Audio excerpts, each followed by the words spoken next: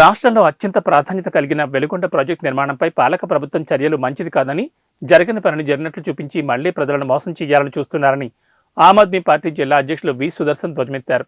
Shri పోలసుబ్బయ్య Veligonda project సత్వర నిర్మాణం పూర్తి కోసం, నిర్వాసితుల సమస్యల పరిష్కారం కోసం 1800 కోట్ల రూపాయల నిధులు విడుదల చేయాలని మరియు మార్కాపురం డివిజన్ కేంద్రంగా నూతన జిల్లా ఏర్పాటు ప్రకటన చేయాలని కోరుతూ బుధవారం ఆమ్ ఆద్మీ పార్టీ కార్యాలయంలో అన్ని రాజకీయ పార్టీల ప్రతినిధులు, ప్రజా సంఘాల నాయకులతో రౌండ్ టేబుల్ సమావేశం జరిగింది. సిపిఐ జిల్లా నాయకులు అందె నాసరయ్య, జిల్లా నాయకులు డి సోమయ్యలు మాట్లాడుతూ వెలుగొండ ప్రాజెక్టుపై చిత్తశుద్ధి లేదని, ప్రజలను మభ్యపెడుతూ కాలయాపన చేస్తున్నారని, అందుకు నిదర్శనమే గత బడ్జెట్లో 101 కోట్ల రూపాయల నిధులు విడుదల చేయడమన్నారు.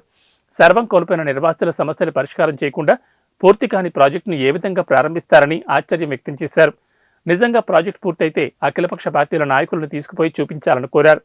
ఇక ప్రభుత్వానికి రోజులు దగ్గర పడ్డాయని, ప్రజలు తగిన బుద్ధి చెప్పడానికి సిద్ధంగా ఉన్నారని, మార్కాపురం జిల్లా ఏర్పాటుతో పాటు వెలుగొండ ప్రాజెక్టు నిర్మాణంపై మేనమేసాలు లెక్కించొద్దని హెచ్చరించారు. ఈరోజు మనం ఈ రౌండ్ టేబుల్ సమావేశం ఏర్పాటు చేసుకోవాల్సిన ముఖ్య ఉద్దేశము, ఈ ప్రాంతంలో అదేవిధంగా కడప, నెల్లూరు, ప్రకాశం జిల్లాలకి సాగునీటికి అత్యంత ప్రాధాన్యత కలిగినటువంటి, అదేవిధంగా ఈ రాష్ట్రంలో పోలవరం ప్రాజెక్టు తర్వాత రెండో ప్రాధాన్యత కలిగిన వెలుగొండ ప్రాజెక్టు నిర్లక్ష్యంపై ఈ పాలక ప్రభుత్వాల నిర్లక్ష్యాన్ని మనం గుర్తెత్తి చాటాలనే ఉద్దేశంతో ఈ రాష్ట్రంలో జరుగుతున్న ఓటాన్ అకౌంట్ బడ్జెట్ సమావేశాల్లో వెలుగొండ ప్రాజెక్టు మీద ఒక నిర్దిష్టమైన నిధులను విడుదల చేయడం ద్వారా వెలుగొండ ప్రాజెక్టు పూర్తయితే ఈ ప్రాంతం సస్యశ్యామలం అవుతుంది అనే ఒక దృఢమైన భావనతో మనమందరం కలిసి ప్రభుత్వాన్ని మన గొంతుకులతోటి మేల్కొల్పాలనే ఉద్దేశంతో ఈ రౌండ్ టేబుల్ సమావేశము ఈరోజు ఏర్పాటు చేయడం జరిగింది. అంతేకాదు, ఇది ప్రాంత ప్రజల చిరకాల కోరిక, ఆకాంక్ష. ఈ ప్రాంత వెనుకబాటుతనానికి ముఖ్య కారణమైనటువంటి పశ్చిమ ప్రకాశము, అదేవిధంగా ఎడారి ప్రాంతము, వర్షాలు సరిగా ఉండవు, వలసల ప్రాంతము, వీటన్నిటి నుంచి మనం ఈ ప్రాంతం అభివృద్ధి చెందాలంటే, అత్యధిక నిధులు కావాలంటే మార్కాపురం జిల్లా ఏర్పాటవడం ద్వారానే ఈ ప్రాంతం అభివృద్ధి చెందుతుందనేది ఒక ముఖ్య ఉద్దేశంతో గత ఈ జిల్లాల పునర్విభజనప్పుడు అన్ని పార్టీలు కలిసి మంచి పోరాటం చేయడం జరిగింది. ఆ పోరాటంలో ఆమర నిరాహార దీక్ష కూడా మనం చేసి రాష్ట్ర ప్రభుత్వంపై ఒత్తిడి తీసుకురావడం జరిగింది. ఈ క్రమంలో ఈరోజు ఈ వెలుగొండ ప్రాజెక్టుపై మీనవాసాలను లెక్కిస్తూ అబద్ధాలతోటి ప్రజలను మభ్యపెడుతూ కాని పనిని అయినట్లుగా చూపించి ఎన్నికలకు పోయి లబ్ధి పొందాలన్న ఉద్దేశంతో ఈ రాష్ట్ర పాలక ప్రభుత్వము పన్నాగాన్ని మనమందరము ప్రజలకు తెలియజేయాల్సిన అవసరము ఎంతైనా ఉందన్న ఉద్దేశంతో ఈ రౌండ్ టేబుల్ సమావేశం ఏర్పాటు చేసుకోవడం జరిగింది.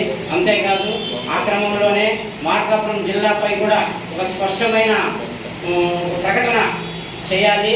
అది ప్రధాన వైఎస్ఆర్ పార్టీ కానివ్వండి, దాన్ని ఢీకొనడానికి ముందుకు వస్తున్నటువంటి తెలుగుదేశం, జనసేన పార్టీలు కానివ్వండి, ఒక నిర్దిష్టమైన ప్రణాళికతోటి నిర్దిష్టమైన హామీని ఈ ప్రాంతానికి, ఈ జిల్లా ప్రజలకి ఇవ్వడం ద్వారానే ఎన్నికలకు పోవాలి.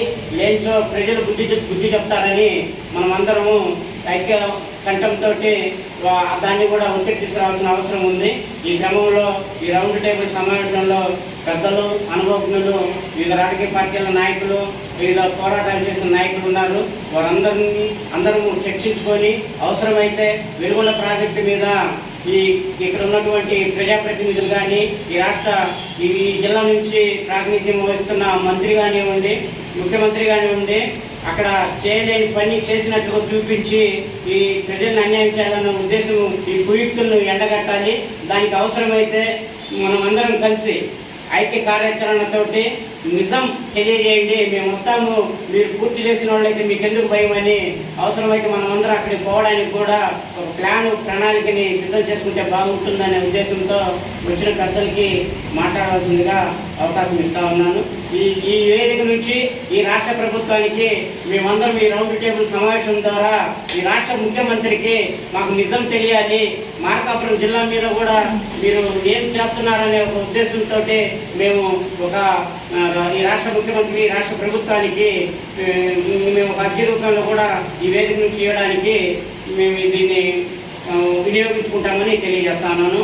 పెద్దలు సీనియర్ నాయకులు అంజనాశ్రయ్య గారిని ఈ రౌండ్ టేబుల్ సమావేశానికి ఉద్దేశించి మాట్లాడవలసిందిగా కోరుతా ఉన్నాను.